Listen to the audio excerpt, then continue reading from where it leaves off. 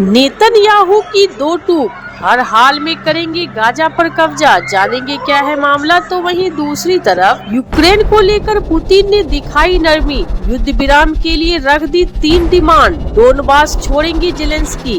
जहां एक तरफ ये सब कुछ चल रहा है तो वहीं दूसरी तरफ रूस यूक्रेन युद्ध के लिए भारत को माना जिम्मेदार, लेकिन चीन पर पूछा सवाल तो यूएस की बोलती बंद। जियोपॉलिटिक्स में बहुत कुछ चल रहा है, जानने को मिलेगा बहुत कुछ। आइए जानते हैं इन खबरों को विस्तार से। अमेरिका ने एक बार फिर भारत को रूस यूक्रेन युद्ध को लेकर कटघरे में खड़ा किया है। ट्रम्प प्रशासन ने गुरुवार को कहा कि भारत द्वारा रूस से तेल खरीदने की वजह से युद्ध और लंबा खींच रहा है। इसी के साथ व्हाइट हाउस ने दोहराया कि भारत पर दोगुने टैरिफ और सख्त प्रतिबंध लगाए जाएंगे। अमेरिकी राष्ट्रपति डोनाल्ड ट्रम्प के व्यापार सलाहकार पीटर नावारो ने प्रेस ब्रीफिंग में कहा कि शांति का रास्ता भारत से होकर जाता है। हालांकि उनके तर्क को अमेरिकी मीडिया ने भी खारिज कर दिया। उनके इसी तर्क पर चीन को लेकर सवाल पूछ दिया। नावारो ने कहा, शांति का रास्ता भारत से होकर जाता है। मैं भारत से प्यार करता हूँ। मोदी एक महान नेता है, लेकिन भारत को देखना चाहिए कि वह वैश्विक अर्थव्यवस्था में क्या कर रहा है। यह युद्ध को रोकने की बजाय उसे और बढ़ा रहा है। नावारो ने कहा कि भारत रूस से तेल खरीदकर उसे रिफाइन करता है और फिर मुनाफा कमाता है। उनके मुताबिक रूस को मिले पैसे से हथियार बनाते हैं और वे यूक्रेनिया की हत्या करते हैं। कुछ विश्लेषकों का कहना है कि अमेरिका चीन की बड़ी तेल खरीद पर चुप है, जबकि चीन रूस से कहीं अधिक तेल खरीद रहा है। आलोचकों ने यह भी याद दिलाया कि पहले अमेरिका ने ही वैश्विक तेल कीमतों को संतुलित रखने के लिए भारत को रूसी तेल खरीदने की अनुमति दी थी। तो वहीं दूसरी तरफ रूस यूक्रेन युद्ध को लेकर हाल ही में अलास्का में राष्ट्रपति व्लादिमीर पुतिन और अमेरिकी राष्ट्रपति डोनाल्ड ट्रम्प की पहली शिखर वार्ता में महत्वपूर्ण संकेत मिले हैं। सूत्रों के मुताबिक पुतिन ने शांति समझौते के लिए 3 प्रमुख शर्तें रखी है। पुतिन चाहते हैं कि यूक्रेन पूरा डोनबास क्षेत्र छोड़ दे, नाटो में शामिल होने की महत्वाकांक्षा त्याग दे और तटस्थ रहे और अपनी जमीन पर पश्चिमी सैनिकों की तैनाती न होने दे।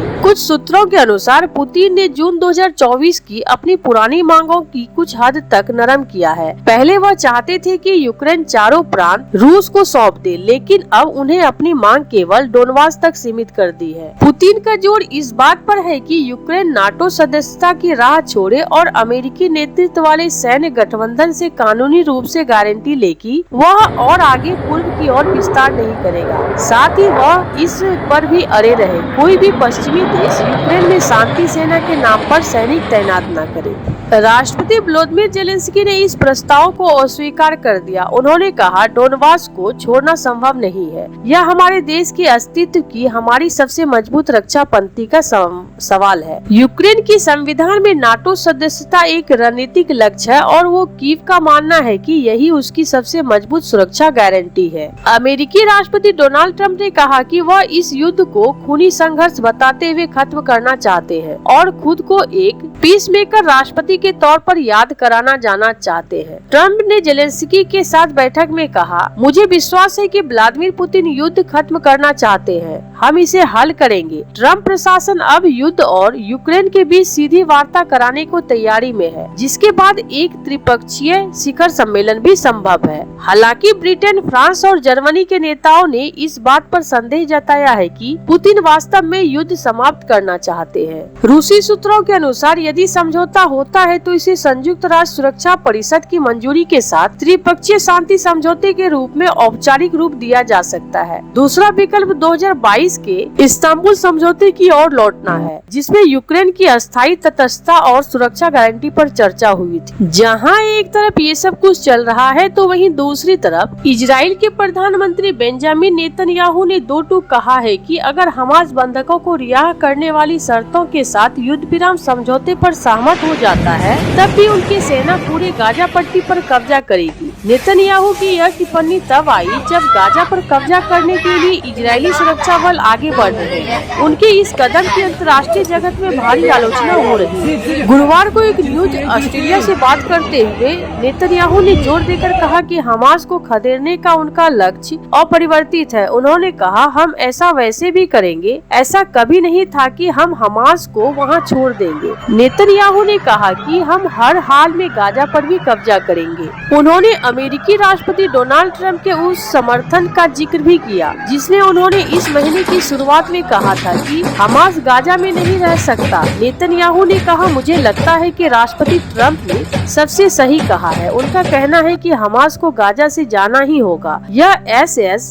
के जर्मनी को ही छोड़ देने जैसा है। आप जानते हैं कि जर्मनी के ज्यादातर हिस्से को तो एसएस से मुक्त करा लिया गया था, लेकिन बर्लिन को एसएस और नाजी कोड के साथ छोड़ दिया गया था। आपको बता दें कि 1925 में हिटलर ने सूज जस्टापोल की स्थापना की थी, जिसे एसएस के नाम से भी जाना जाता है। एसएस को शुरू में हिटलर के निजी अंगरक्षकों के रूप में बनाया गया था। बाद में इसने बड़ा रूप ले लिया और नाजियों पर कब्जा कर लिया था। नेतन्याहू ने तर्क दिया कि अगर हमास शेष बंधकों को रिहा करने, निशस्त्रीकरण करने और गाजा का वैश्वीकरण करने पर सहमत हो जाए तो युद्ध आज ही समाप्त हो सकता है। उन्होंने अंतर्राष्ट्रीय आलोचना की यहूदी विरोधी सुनामी कहकर खारिज कर दिया। आपको बता दें कि इजरायली रक्षा बलों IDF ने घने आबादी वाले फिलिस्तीनी क्षेत्र के उत्तरी भाग में स्थित गाजा शहर पर कब्जा करने की अपनी अहम रणनीति के तहत बुधवार को युद्ध का अगला चरण शुरू कर दिया है। नेतन्याहू ने इसे हमास का गढ़ बतलाया है। इसके साथ ही इजरायली सेना के जवान गाजा पट्टी के अंदर घुस गए।